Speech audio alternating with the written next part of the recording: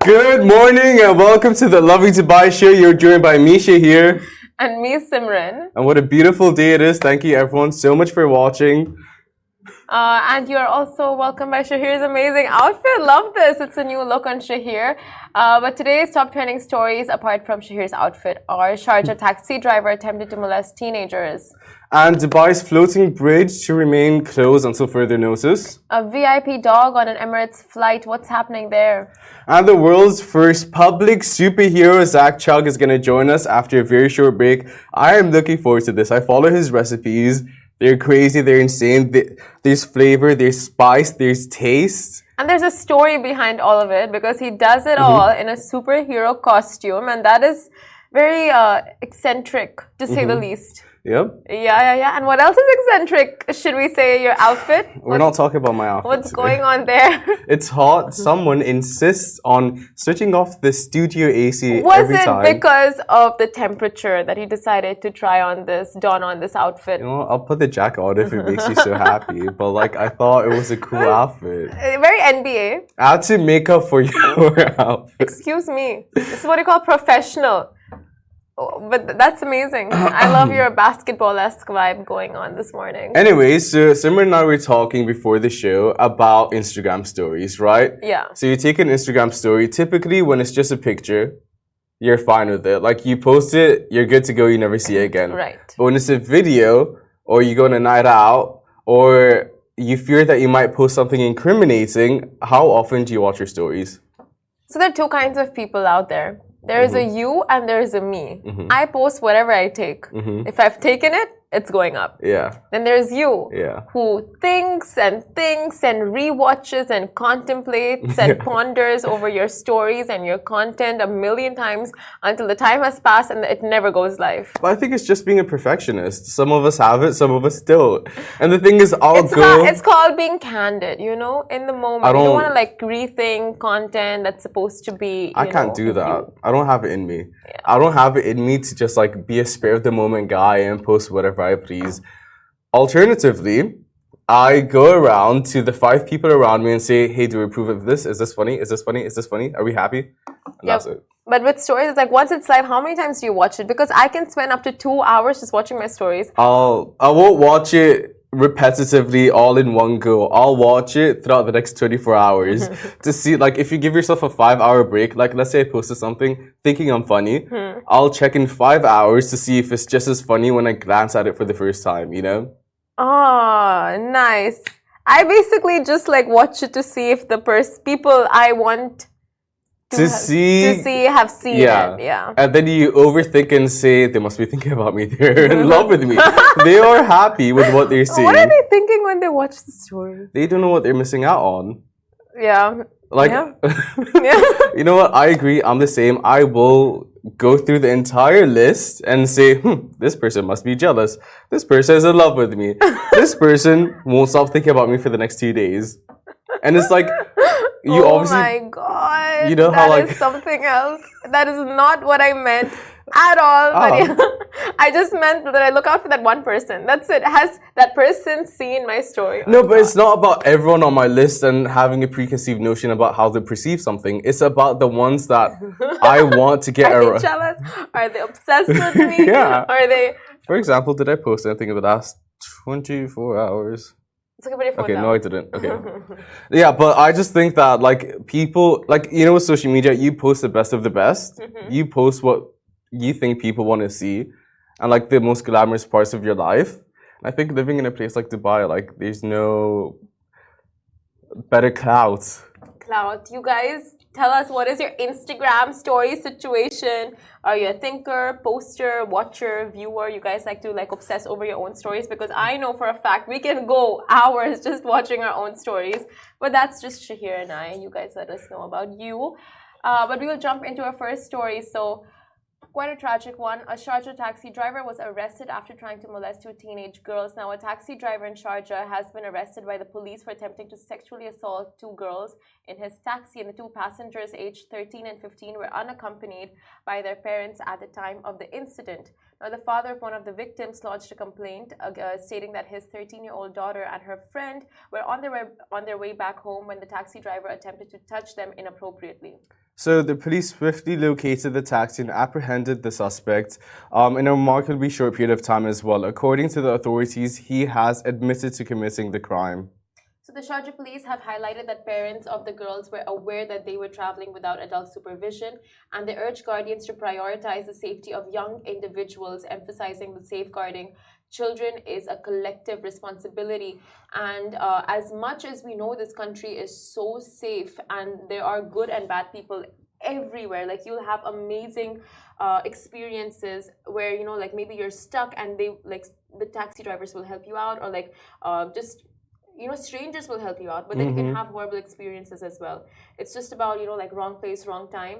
But whatever it whatever it may be, you just have to always be so vigilant, especially with kids. Yeah. When they come into play. Yeah, but like in situations like these, I don't think you can necessarily, like, you can be vigilant to an extent because obviously you as a parent, you're not with the girls. Yeah. And it's just like, it's tragic because that's something that they'll have to live with, you know? Yeah. Like, no matter how extreme or how far the taxi driver went, it's still going to be something that is going to impact the girls forever. 100%. And it's nice to see how the police were so swift. Yeah, exactly. Because now, especially with taxi services offering rides to children going to school and the whole carpool situation, like you want that reassurance that your kids are in safe hands. Exactly. It's like at least that assurance is there to the parents that, oh, we have lodged a complaint, and the person who has done this to our kids or has, you know, like put them through this trauma is now going to be apprehended and away from harming any other children out there. So that is amazing on the, you know, just the Sharjah police's part. But of course, that reminder is just there, you know, like when it comes to children, be super, super safe and careful with them and just be aware of their whereabouts. And I know, like, this situation, like Shahir said, you really can't do anything much. Like, you're sending them in a cab, and that too, like, two girls together. And it's like, how much can you really protect them, you know? At some point, it's like anything could go wrong. And that's what's really the biggest fear for parents. And it's not like, obviously, a location-based thing. This can happen anytime, any place, anywhere. Yeah. But again, like, the reassurance that the police are on it is what you need to like move forward. And that's where I think the fear of law is so important, because countries that have, like, where residents and citizens have the fear of law, that's where crime rates are much lower compared to countries where there is, you know, like no fear of it, like where people know they can get away with it, because that's what really stops people from committing these kinds of crimes. That's so true. Like the same can be said about gun law in the US, and like there is no fear surrounding that, you know. So yeah, true. People aren't, like, how far is the 10 Amendments? 10 Commandments? What are they? Yeah, 10 Amendments. 10 Amendments. Yeah, like, how far is that going to get you? Because, like, everyone's in fear, and there's terror, and there's all of these things that come with having such lenient laws, in a sense. Exactly.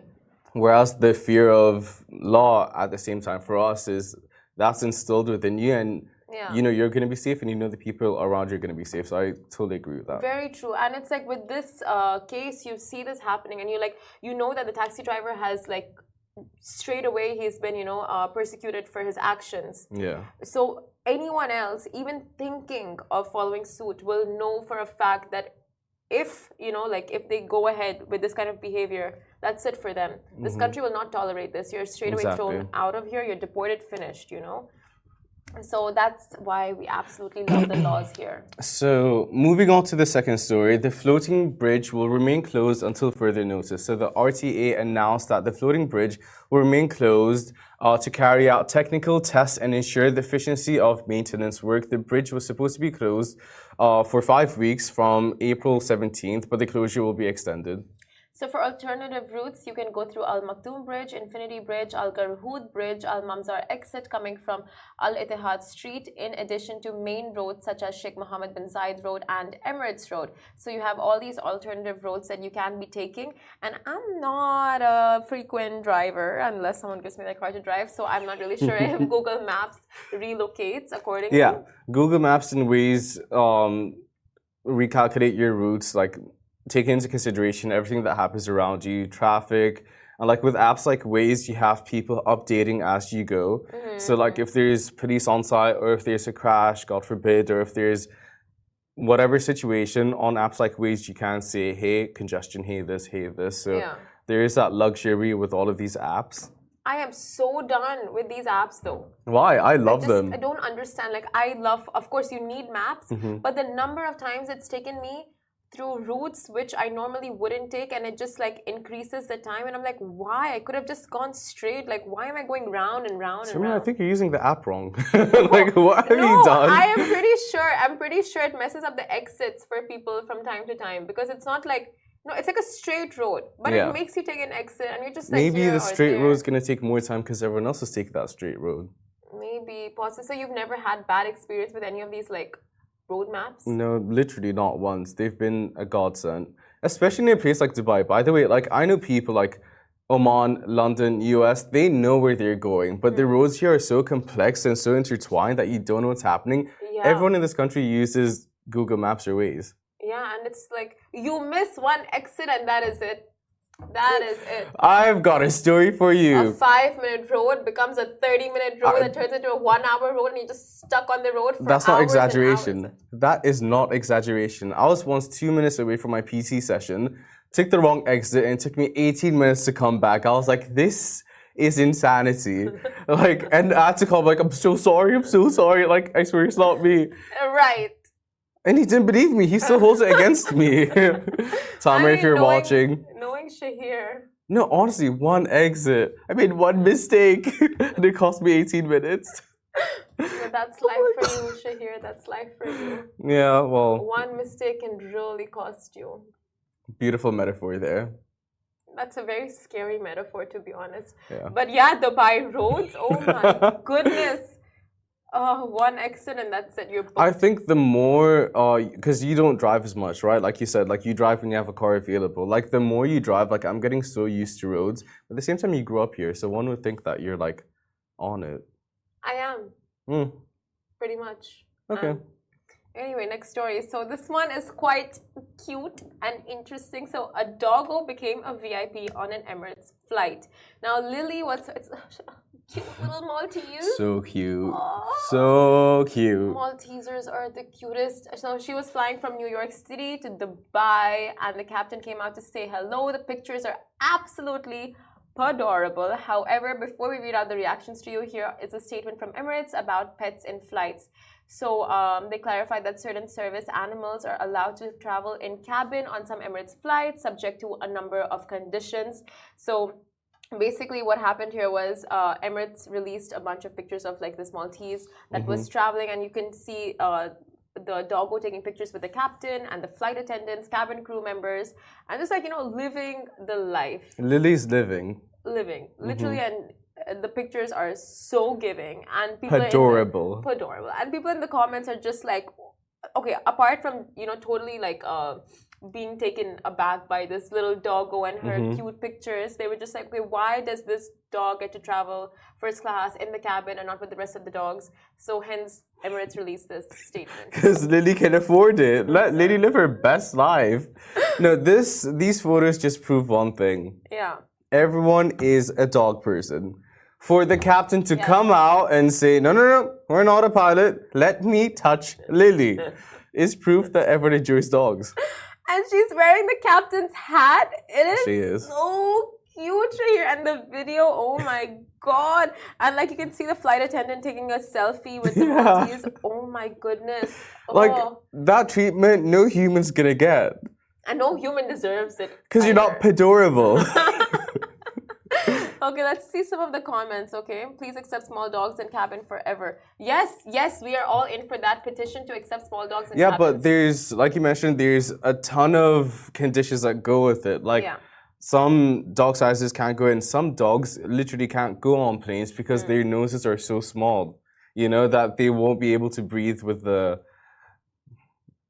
physics of it all. Okay, the physics. You know, like, I don't know what the right terminology is, but, like, there are certain, like, obviously at times, like, dogs can be to sleep while they're on flights, and like there are different ways that dogs can fly, but not every animal can fly, not every cat can fly, not every ferret can fly. And some animals get super aggressive with the air pressure going up and down as well, because they're like, what is happening? Yeah, they don't get it. By the way, this comment is literally for you to read out. It's made for you to read out. I can't read. Can you like zoom in, please? Okay, so doggy's about to poop in first class. Now that's living in style. So up Shahir's alley. Like if this was an animus commenting, I would have thought Shahir commenting that. And you know what? The photos, like Lily really is thriving. Like she knows she's on that level.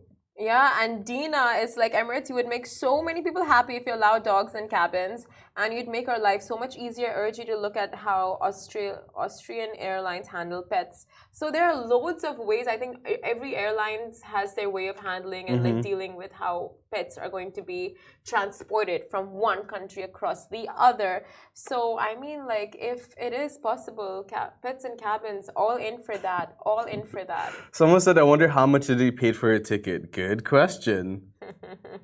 Yeah, Lily. I don't think these doggos be paying for anything. Lily should come for an interview. I feel like we can speak. I speak dog, fluent dog. Speak dog every day. Anyways, guys, we are going on a very short break. After that, we'll be joined by Zack. Chug, he is the first worldwide public superhero. So stay tuned.